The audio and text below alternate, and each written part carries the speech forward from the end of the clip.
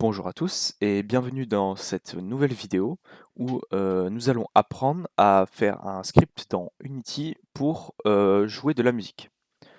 Donc ce script sera assez simple à faire et pourra être amélioré par la suite. Donc je ferai peut-être une vidéo où j'améliorerai ce script.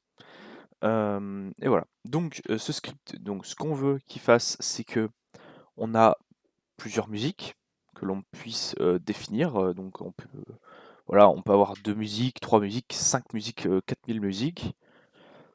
Et que, bah, en fait, ce script prend une musique aléatoirement et la joue.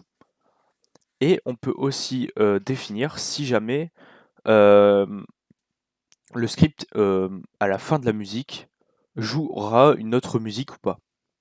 Voilà, donc globalement ce qu'on va faire. Donc du coup là j'ai un projet entre guillemets vide avec juste 2 musiques et une caméra. Donc ce qu'on va faire, c'est qu'on va créer une audio source. Hop, et donc ce sera notre lecteur de musique. Enfin, la source des musiques. Donc, musique, voilà. Ici, je vais juste baisser le volume parce que le problème, c'est que les musiques sont très fortes. Je vais mettre à .2. Et voilà. Pour le Spatial Blend, il faut rester en 2D. Alors, c'est le seul truc, et peut-être le Stereopan, c'est les deux seuls trucs où vraiment faut pas changer. Parce que comme c'est une musique de fond, faut mettre en 2D. Alors que par exemple, si c'est une musique dans un lieu, par exemple, je sais pas, vous faites euh, par exemple une boîte de nuit et que il y a des haut-parleurs qui sortent de la musique, là vous mettez en 3D, mais sinon vous mettez en 2D. Donc c'est important. Voilà. On va mettre. Non, on va pas mettre loop et on va pas mettre play on all rig. Voilà. Maintenant, hop, on va créer un script qui va nous permettre merde, de tout simplement manager les musiques. Donc, on va appeler musique controller. Ouais, bon, voilà. On aura peut-être un meilleur nom plus tard. De toute façon, le nom, on s'en fout. Hop, paf. Donc, nous voilà dans VS Code. Et du coup, bah, on va commencer. Donc, ce sera juste un script. Hop.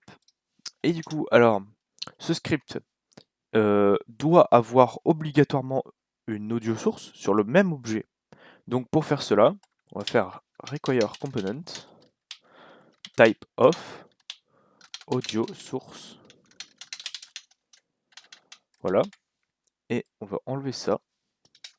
Et on va mettre private audio source. Source. On va définir aussi donc dans la void start que source est égal à getComponent d'audio source. Voilà. Voilà, donc on définit directement notre audio source. Et là, en fait, on n'aura jamais d'erreur, puisque là, il y a le require component qui va faire qu'il y aura obligatoirement une audio source sur le même objet. Donc je vais pouvoir vous faire voir, hein, si jamais la reloading assembly c'est pas trop long. Voilà. Donc si jamais je supprime ça, et que je glisse ça ici, il y aura voilà, une audio source qui va se créer et je peux pas la supprimer. Voilà. Donc je vais remettre les paramètres que j'avais mis avant. Hop. Voilà.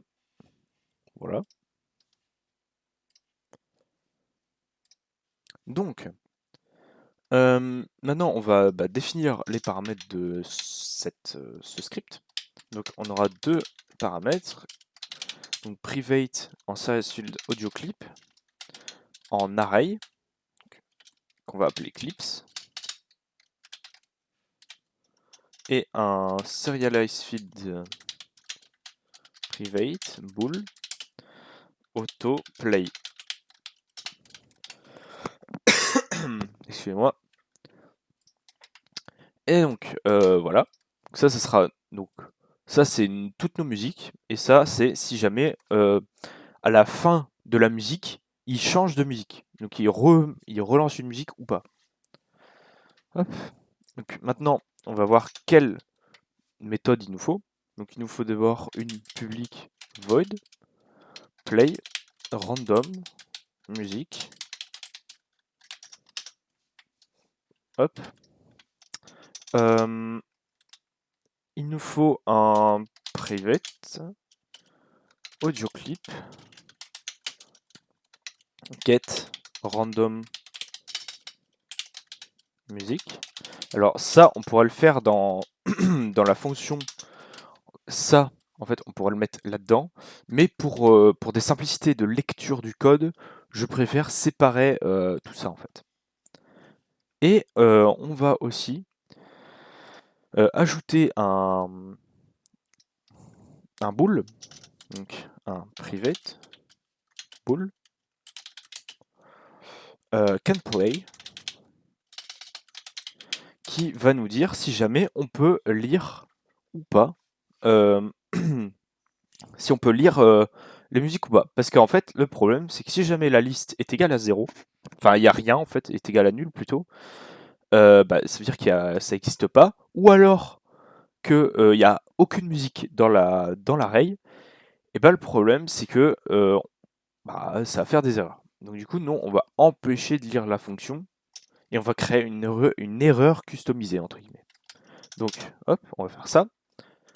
Pas besoin de mettre des parenthèses, vu qu'on va pas faire réellement une fonction, mais vraiment euh, une propriété qui est customisée. Donc du coup, on va faire get pour définir comment est-ce qu'on get la valeur, qu'est-ce que ça va nous donner quand on get. Hop. Et du coup, dedans, on va créer un bool, on va l'appeler result, est égal à clip, différent égal de nul. Donc si jamais il y a si jamais clip existe, donc l'array existe, et que clips.length supérieur à 0. Donc si jamais, donc en gros c'est est-ce que clip existe et qu'il y a au moins une musique dedans. Si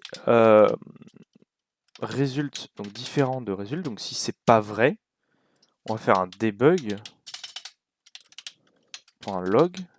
error. Et du coup dedans on va mettre there is no clips. Voilà. Voilà, et on va return result. Du coup, oula. Du coup, là, ça va nous vraiment, ça va dire si on peut jouer ou pas une musique, et sinon ça va nous mettre une erreur. Donc au lieu de faire à chaque fois des if machin, tac, return, on aura juste à faire, donc par exemple ici, on va mettre if différent de canPlay, return, et ça va nous mettre automatiquement le message d'erreur si jamais on peut pas play. Et ça va arrêter la fonction bien sûr. Hop. Du coup, on va dire que audio. Donc d'abord, ce qu'on va faire, c'est qu'on va prendre un clip aléatoire. Donc clip est égal à get random music. Voilà. Donc ça, ici, on va définir. Donc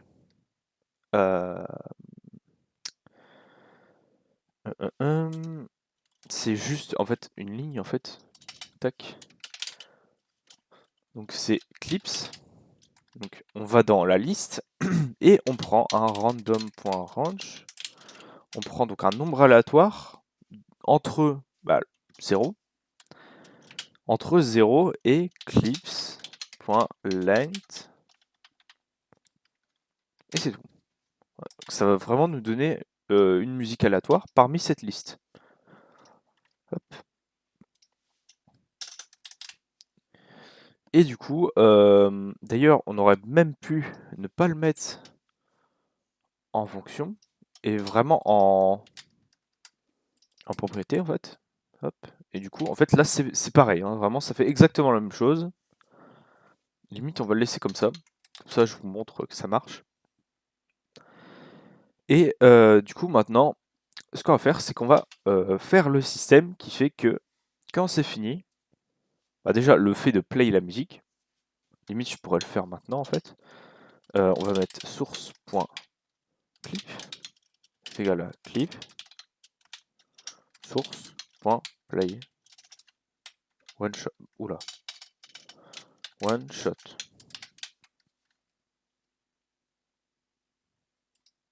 En fait, on pourrait directement faire source.play one shot. Voilà. Normalement, là, ça marche. Enfin, ça marche pas parce que là, on n'appelle pas ça. Mais si jamais je mets ça ici, normalement, ça devrait prendre une musique aléatoire parmi une liste et bah, la jouer tout simplement. Donc, on va tester. On va faire. Je vais verrouiller. Tac. Et on va play. Voilà, donc ça joue une musique aléatoire. C'est d'ailleurs un peu fort. Je vais pas vous péter les oreilles. Ouais, c'est vraiment très très fort. Voilà. Donc ça joue vraiment de musique aléatoire. Maintenant, on va faire que à la fin, parce que le problème c'est qu'une fois que la musique est finie, à la fin, bah ça va pas comment? Ça va pas changer en fait de musique, ça va juste s'arrêter. Donc, ce qu'on va faire, c'est qu'on va ajouter entre guillemets un timer qui va faire que bah, à la fin, ça va jouer une autre musique. Donc, on va mettre une private IE numerator, donc ce qui est une coroutine, et play music. Donc en gros, une coroutine, c'est entre guillemets une fonction un peu spéciale parce qu'elle peut pas return ou quoi, ou genre mettre des paramètres en sortie, mais vraiment une fonction qui va entre guillemets se jouer à chaque frame juste à temps qu'elle soit finie. Et elle se finit bah, quand, par exemple, bah, comme une fonction normale en fait. Et elle va pouvoir bloquer à des endroits. C'est vraiment une explication un peu dégueulasse, mais globalement c'est ça, pour simplifier. Et donc du coup, on va mettre play music, on va mettre un audio clip, et un bool play on end.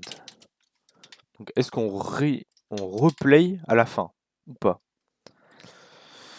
Donc ça je vais le mettre dedans. Et ici on va lancer la coroutine, start coroutine, play music, clip et autoplay. Voilà. Et donc ici on va mettre debug.log pour vérifier, hein, même si en soi ça, on vérifie rien du tout. Enfin ça sert un peu à rien, donc on va mettre playing plus clip.name. Donc en gros on va afficher quelle musique on joue. Et après on va attendre donc yield. Donc on attend la fin de la musique, donc yield return new. Donc en gros ça veut dire arrête-toi entre guillemets dans la fonction. Et wait for seconds. Donc on attend des secondes. Et là en secondes on va mettre clip.length.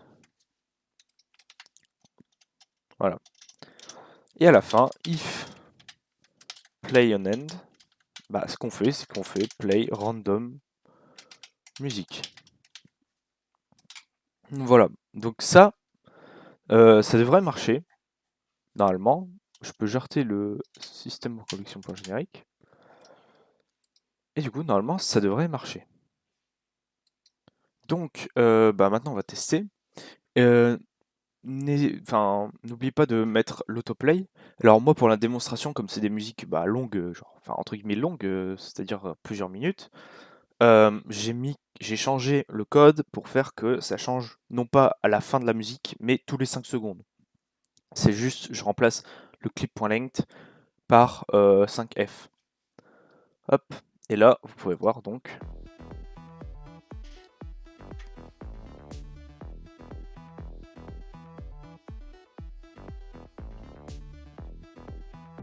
Voilà. Vous voyez que ça change toutes les 5 secondes. Donc c'est le même système, hein, genre c'est juste hop, ici clip.length. Hop, et là du coup ça va. Hop, j'enlève les debug.log. Et là, bah du coup ça va attendre la fin de la musique pour changer. Voilà. Donc j'espère que cette vidéo vous aura plu. N'hésitez pas à vous exprimer, que ce soit en pouce bleu, pouce rouge ou en commentaire. Aussi, je ferai peut-être une vidéo où j'améliore ce système, en faisant peut-être des transitions, etc. Et je vous dis donc salut à tous.